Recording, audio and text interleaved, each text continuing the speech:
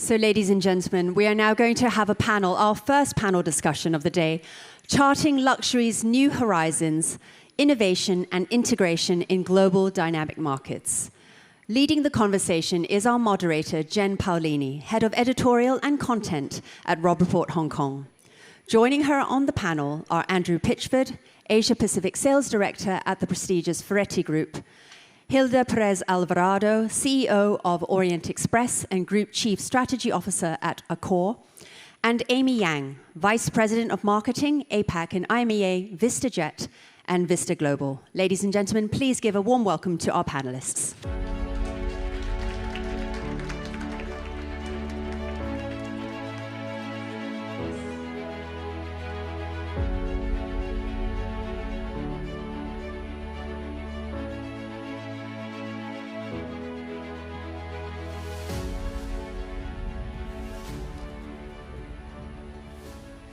Good morning, everyone. It is lovely to see you all here. Welcome to the Leaders of Luxury Summit 2025.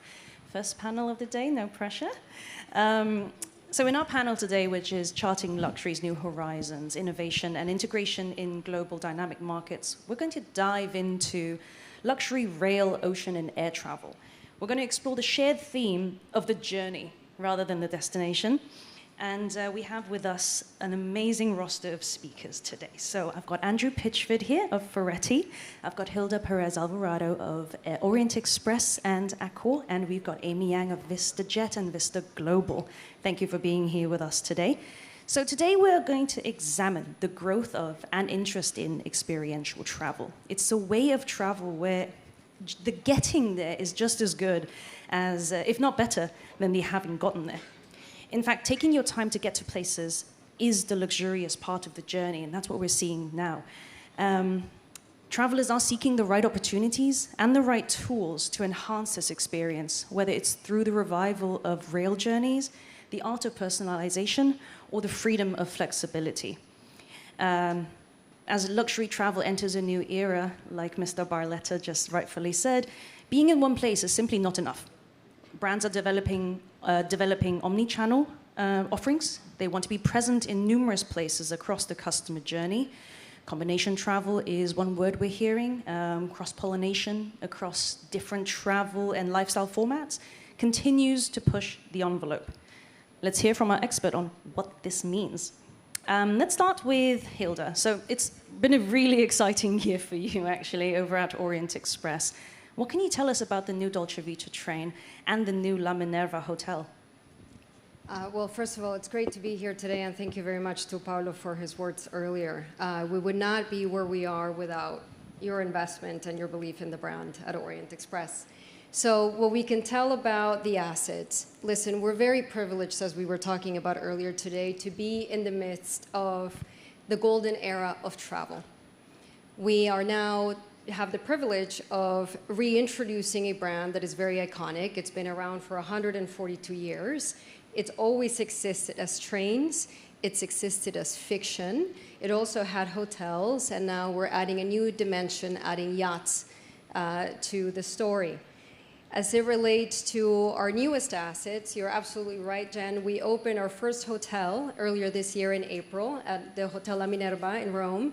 A beautiful palazzo that was built in the 1600s, became a hotel in the 1800s, and it is, in fact, Rome's oldest running hotel. The 93 rooms that it has, the walls, everything, as we were saying, we wish the walls could tell you the stories, could share what those walls have seen. It's the beginning of the next chapter, if you will, which is La Dolce Vita Orient Express, which is right behind me.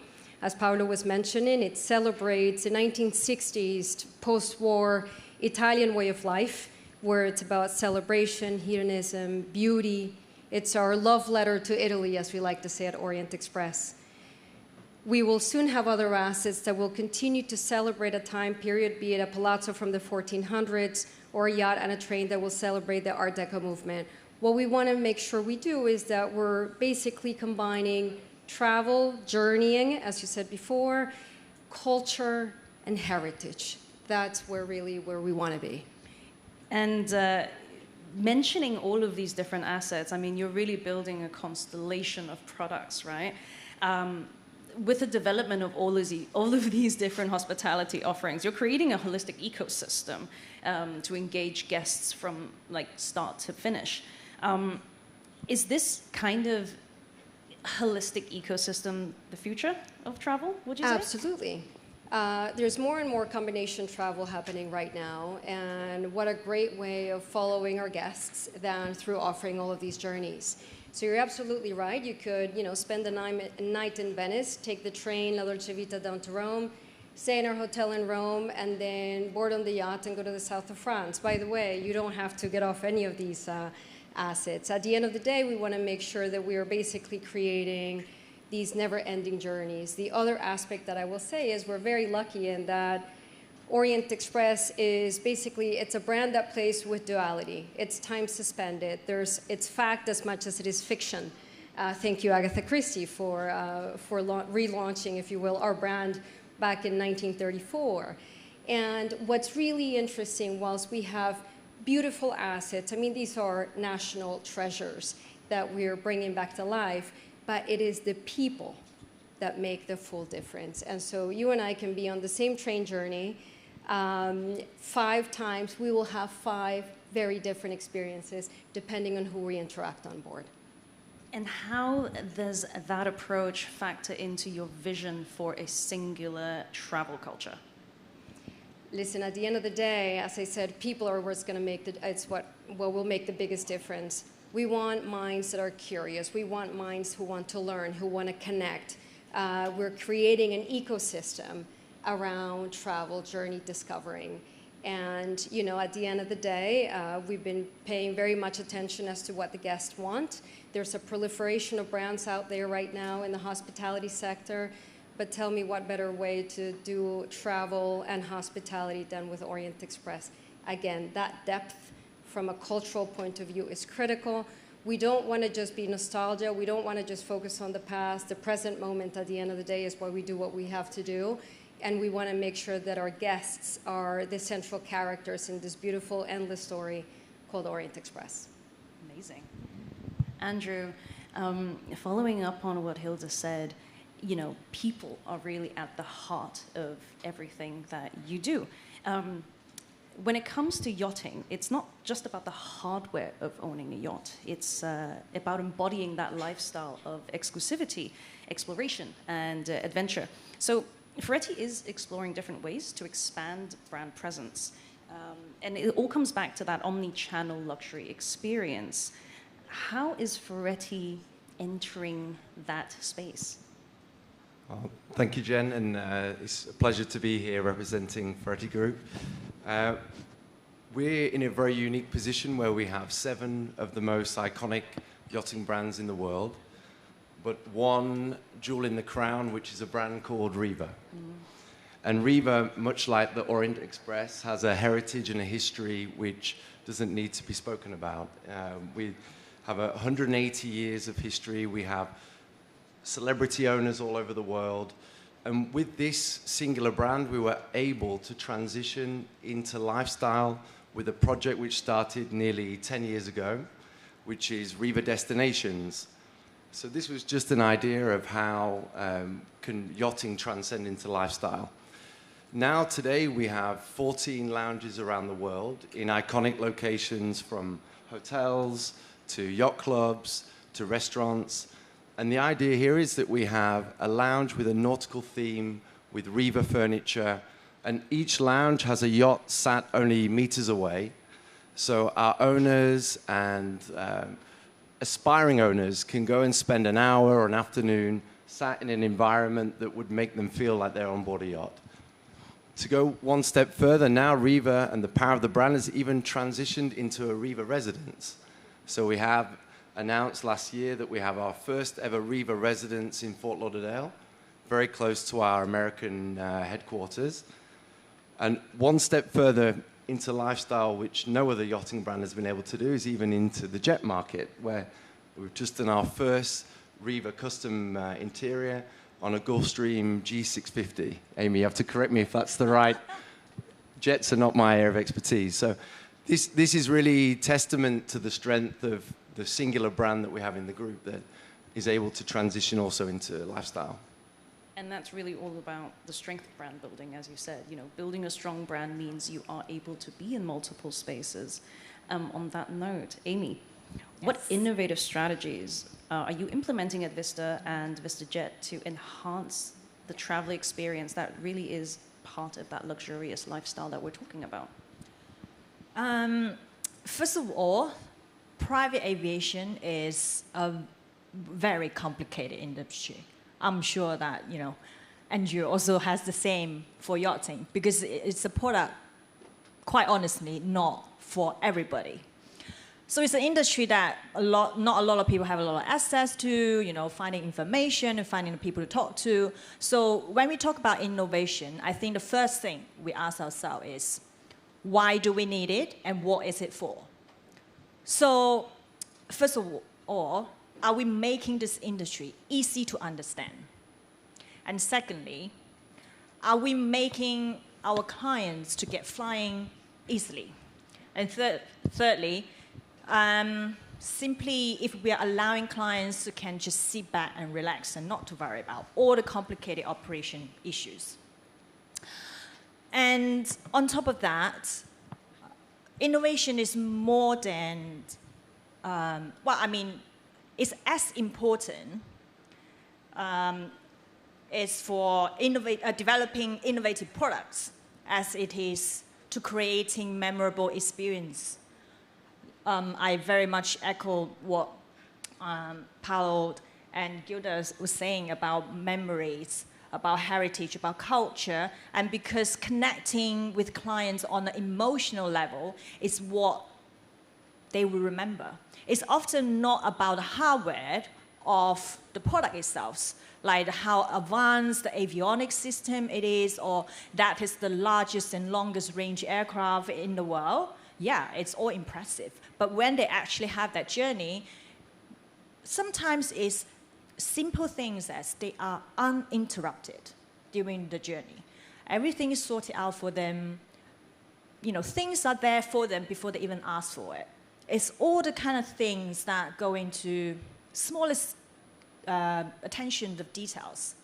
So that's like a world of, we have more than 4,000 experts behind the scene created that seamless journey for them. And then lastly, when you look at how aviation was, private aviation was operating, like how clients are booking a flight, it still happens now.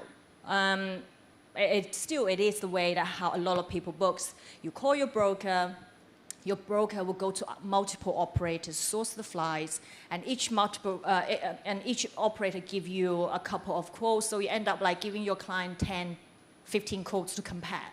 Different aircraft model, different pricing, different dates, different availability.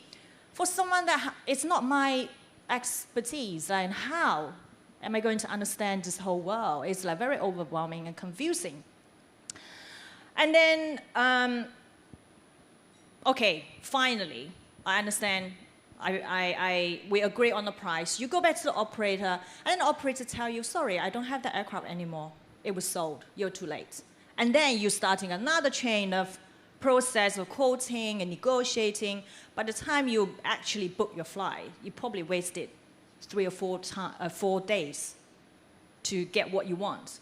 But nowadays, with Vista, you just get on our SO app, instantly put in your dates and your routes. You see all the availability on the aircraft, on the fleets, all around the world.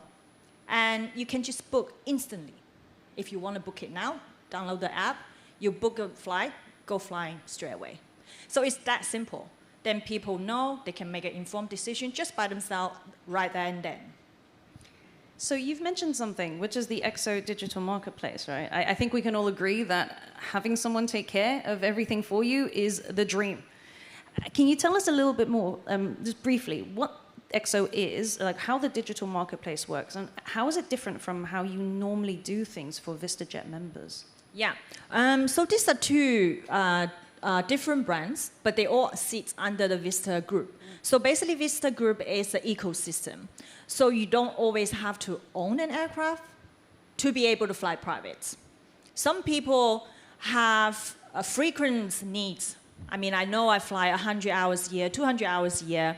Then that's more like they want guaranteed solution. You know, be there whenever they want. You know, over 200 countries. So they want that peace of mind. So that's what VistaJet offers with a lot of the private experience. And by the way, we work with more than 600 partners across 35 categories, because we're not just offering a flight. We're offering experience that before they fly with Vista, say they want to get on a Orient Express and they have a beautiful train journey with their family, and then they fly with us to Monaco, have a wonderful times on the yachts with Ferretti and everything. And you know, at the end of the journey, they want to go to a fine dining restaurants, and we work with best chefs in the world to create that journey.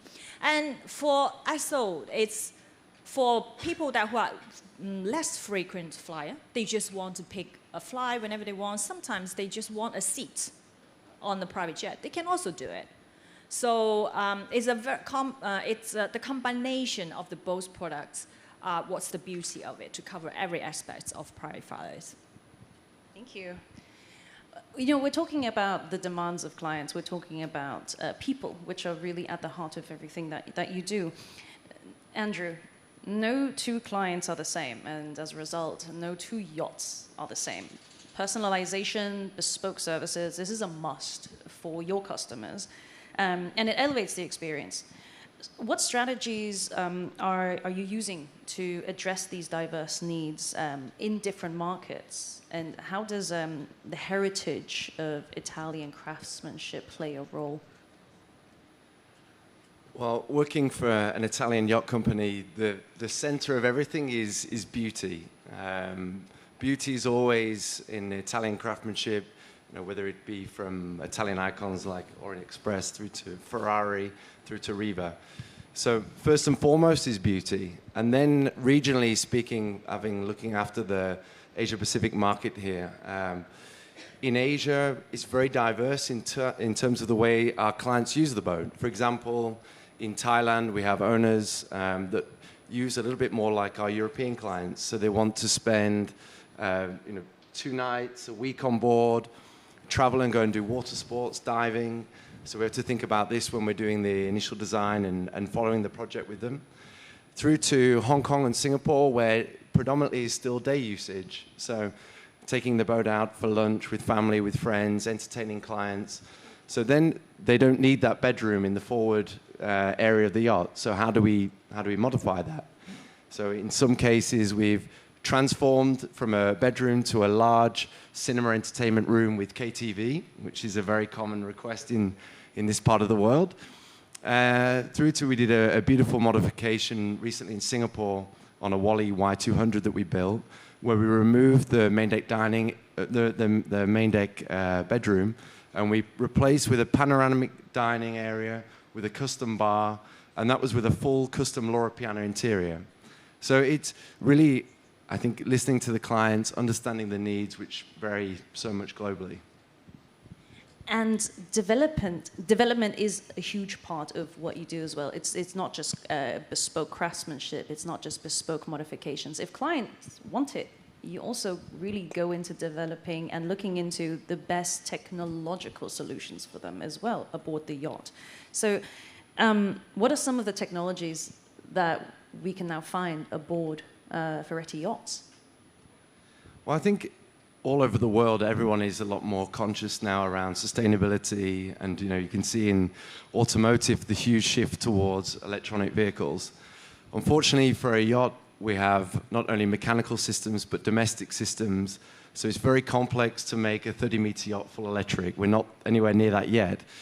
But for example, we delivered a yacht here just over 12 months ago in Hong Kong from one of our brands, Ferretti yachts, where we get our name, called an Infinito 90, which was the first yacht that we'd built with solar panels to generate power, and with a lithium battery bank, which we call hotel mode, which enables the guests on board to operate silently in the evening for 8 to 9 hours, running all of the air conditioning systems. we go through to even further technologies, but I'm conscious it's a long day and I don't want to send everyone to sleep already at 1:45. But of course, as a leading yacht group, we're always trying to stay at the front of all of the technologies that are coming through in sustainability, down to materials, and then technologies that reduce the carbon impact at sea. Technologies are the future, but when it comes to a brand like Orient Express, obviously history is a huge part of your brand. So with the revival of Orient Express, how does your expansion into ocean journeys, you know, we're looking at sailing yachts like the Corinthian and the Olympian, how do they align with your vision for integrated luxury travel? And when it comes to innovation, how do you balance that with your rich history? So that's a great question. Innovation was at the core of how the Orient Express started back in 1883. And basically the founder back in the day, George Nagelmakers, who was 38 years old at the time, he wanted to make the perfect blend between very luxurious, very glamorous travel, you know, with very deep roots in Europe, but he wanted to make it as efficient as possible, taking the model from the United States. So that multiculturalism and finding best of the best has been on the brand forever. We, you know, when we're adding assets to the portfolio, and it will remain relatively small, there's this sense of exclusivity. We were initially limited by tracks. And we want to make sure that we can continue on this combination travel so that the journey doesn't end. Well, we decided then to go to the ocean. And so now, you know, that gives us access to the rest of the world. George Nagelmakers, when he went to the US, actually, there was a lot of inspiration that happened on that transatlantic, vessel that he boarded. And what we've done now is take the same codes that we've had for 140 years and implemented it in the yacht. Very similar to what you were saying, Andrew, in terms of innovation and heritage. The Orient Express Corinthian will be a beautiful amalgamation of, you know, I would say engineering, state-of-the-art naval architecture and design, with the interiors, again, paying homage to the 1920s Art Deco movement. The experience is what will be very important. It's going to be a very, very glamorous voyage. We will be all over the Mediterranean and the Caribbean for our first yacht. My personal dream is to make sure that the Olympian will be in your waters here in Asia. So let's see where we take it. But the idea, again, is we don't want the journey to end, Jen. And as we said, we've been around for 14 decades. We need to make sure that we continue to be around for the next 14 decades to come, at least. Sea travel seemed very natural. And, you know, in terms of what we do next, we will see. But definitely, you know, we want to keep on finding the best of the best, doing partnerships, animating, and most importantly, listening to what our consumers want. Thank you. Well, we're talking about the future now, so let's go to you, Amy. What is the future for VistaJet? That's a broad question, so let me narrow it down slightly. When it comes to memberships, looking at the future, what has the growth trend been for memberships in 2025, and what kind of growth are you hoping for in this sector? I think the trend is pretty obvious based on the number that we have seen over the last few years. And just taking this first half of the year, for example, we have seen overall in Asia, we have seen more than 20% growth in terms of membership. And certain markets we see 50%, 60% growth, and I'll get into that in a bit later. So first of all, I think people are more and more into, they're more and more get used to the shared economy model, and they also prefer the asset light model when they are flying these days. Like I mentioned, you don't have to own a plane in order to fly one. Obviously, the ones who have the need to own, they will own. But you see a lot of people these days, they can afford a flight, but they don't necessarily need to buy a whole aircraft to stand by for them for the whole year. So, and secondly, it's the trends of travel, how people travel, and where they're going to. You see a shift in what we call the new term. I don't know how many people in the room have heard about it. It's called leisure travel or bleisure travel. So it is for locations that have a combination of, have a lot to offer in terms of business. It's a major business hub. At the same time, they're also extremely popular with tourists. So a lot of experience and cultures to offer. So locations like this are extremely popular these days. And take, for example, like Japan, we got more than 60% growth in terms of member in that market. And for Singapore, 50%.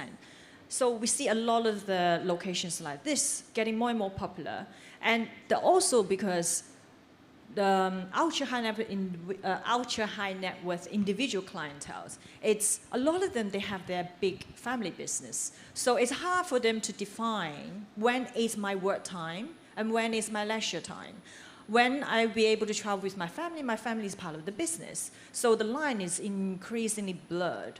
So locations that they can, can accommodate both, that would be perfect. So this kind of, these two other trends that kind of stand out for me.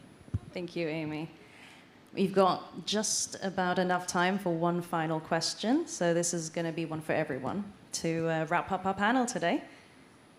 Let's start with Amy. Yeah, sure. What is luxury for you and your clients? Okay, let's start with our clients. For our clients, it's definitely about time.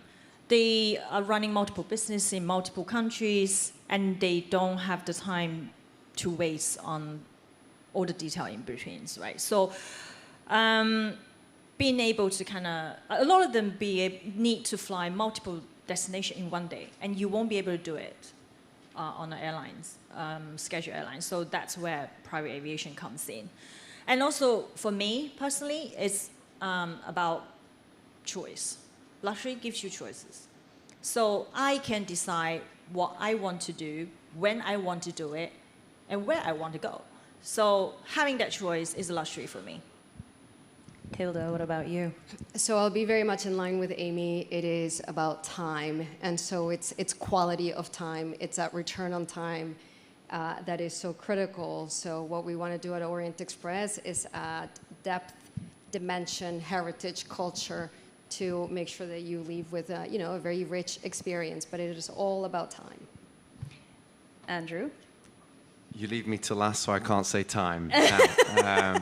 But I think I can only speak on behalf of our clients that for our ultra-high net worth clients, it's the privacy that a yacht affords that enables them to spend quality time with their loved ones in remote locations that nobody else can reach. What about for you yourself? On a personal level, what is luxury? I haven't quite reached that level yet. But I think it, again, is freedom. Yeah. Luxury is freedom to be able to make the choices you want, to be able to go to the places you want to go to. But no, I think more for the clients, it's that's where our focus is.